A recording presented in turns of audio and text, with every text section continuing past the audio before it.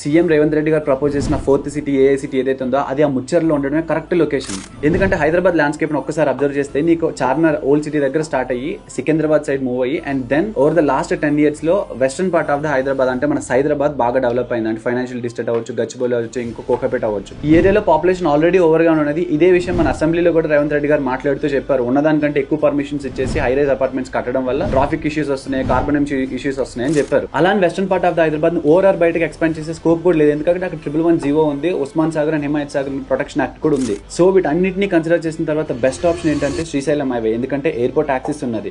Already ముందు government ఒక 13,000 acres pharma city కోసం పూల్ చేస్తున్నది. ఈ ఫార్మా సిటీని RRR బయటకు పంపించేసి ఈ పర్టికులర్ ల్యాండ్ ని ఫ్యూచర్ సిటీ కోసం యూజ్ చేద్దామని గవర్నమెంట్ డెసిషన్ తీసుకుంది. This is absolutely killing move. So మీరు కానీ హైదరాబాద్ లో నెక్స్ట్ ఇన్వెస్ట్మెంట్ ప్లాన్ చేద్దామని అనుకుంటే your gold mine is Srisailam highway.